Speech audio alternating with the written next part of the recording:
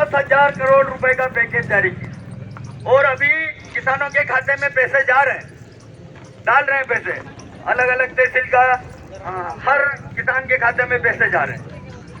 भाई इसमें साफ दिख रहा है कि भाई खेती तो भाग्य मजदूर कर रहा है, उसमें भाग है भाग्य मजदूर का, जो खेती पैदा होगी उसमें से भी हिस्सा मिलेगा। तो जो फसल नुकसान हुई है उसी का मुआवजा है, वो खेत का मुआवजा थोड़ी मिल रहा है, उसी का है, खेत का नहीं है, वो फसल का मुआवजा है। और फसल में हिस्सा भाग्य मजदूरों का है कि नहीं है? तो किसानों को भी सरकार को भी सोच समझ करके भाग्य मजदूरों का हिस्सा देना चाहिए, क्योंकि जो नुकसान हुआ है वो भाग्य मजदूरों का ज्यादा हुआ है, मेहनत भाग्य मजदूरों ने की है ना, उसमें अपना खून पसीना लगा हुआ है। किसान तो जो घर बैठे हैं और जो खेती है वो प्राकृतिक खेती है। तो जो हिस्सा है आप 30% अपन 33% मांग रहे हैं कि भाई तीसरा हिस्सा, और इस बार तीसरे टक्के से हमको मुआवजा मिलना चाहिए। दूसरा कि जो भाग जो हिस्सा है वो भी तीसरे टक्के से होना चाहिए, 3 भाग होने चाहिए। 3 भाग क्यों होने चाहिए कि भाई एक भाग खर्चे का, ये पूरी दुनिया में नियम है कि एक भाग खर्चे का, एक भाग जो है उसकी खेती का भाड़ा, और एक भाग जो है वो भाइयों की मेहनत का। 3 भाग होते हैं, चौथा भाग किस बात का, चौथा हिस्सा किसके लिए है, वो मुनाफे का जा रहा है। भाई भाग में अगर रखते हैं तो तीसरा हिस्सा होना चाहिए।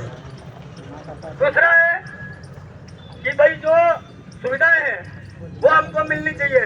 हम पूरी जिंदगी यहाँ रहते हैं, आज इस बाड़ी पे है, दूसरी बाड़ी पे है, वहाँ सारी सुविधाएं होनी चाहिए, क्योंकि अपना घर नहीं है यहाँ। घर छोड़ करके, घर बार छोड़ करके, अपना इलाका छोड़ करके हम जो आदिवासी भाई हैं पूरी दुनिया में मजदूरी कर रहे हैं, मेहनत मजदूरी कर रहे हैं।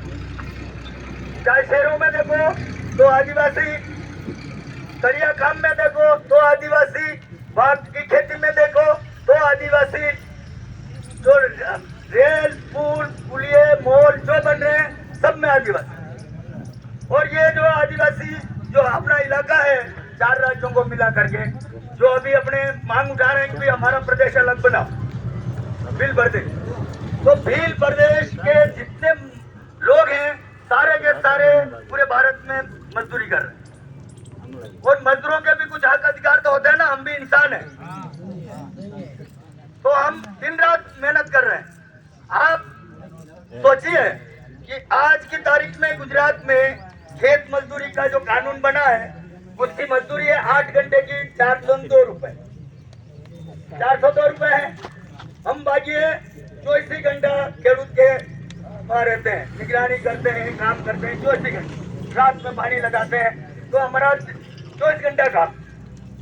अब 24 घंटे का मान लो सिंगल मजदूरी जोड़ लीजिए, 402, 402, 402, 8 फेरिया 24 घंटे की, तो 1200 रुपए होते हैं, 1206 रुपए हमारी मजदूरी होती है। ये कानून है सरकार का, सरकार ने तय किया है न्यूनतम मजदूरी, हमने आपने खेडूतों ने तय नहीं किया, सरकार ने न्यूनतम मजदूरी तय की है।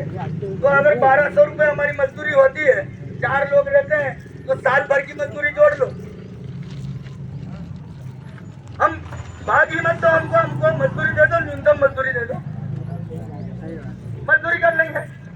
8 घंटे की 402 रुपए मजदूरी है, 10 बजे आएंगे, 5 बजे छुट्टी, बीच में 1 घंटा रेस्ट, और आराम से सोएंगे। हम क्यों रात में काम करेंगे भाई, सारी फसल तुम्हारी रखो, हम नहीं कह रहे हैं, हमको न्यूनतम मजदूरी दे दीजिए।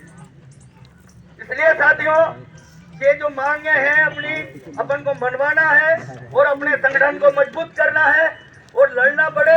हर तहसील स्तर पे भी ज्ञापन दे रहे हैं, जिला स्तर पे दे रहे हैं, अगर जरूरत पड़ेगी तो हम गांधीनगर कुछ करना पड़ेगा। और जब विधानसभा चलेगी ना मार्च में, जब सारे एमएलए मुख्यमंत्री उस विधानसभा में जो कार्रवाई होती है ना सरकार की, वहां अपने को 1 दिन 2 दिन घेरना है, घेरेंगे ना, तो अपना संगठन मजबूत करिए। मार्च महीने में, मार्च का जो महीना आएगा होली से पहले, तब विधानसभा सत्र है और एक बार अपने आदिवासी भाग्य मजदूरों की ताकत दिखानी है और अपना हक लेना है ना। जब तक अपना हक नहीं मिलेगा तब तक ये आंदोलन चालू रहेगा। आप चिंता नहीं करिए, आपके साथ अपना पूरा भील प्रदेश है, चाहे वो एमपी का भाग्य मजदूर हो, राजस्थान का हो, गुजरात का हो, महाराष्ट्र का हो, सबको एक रहना है।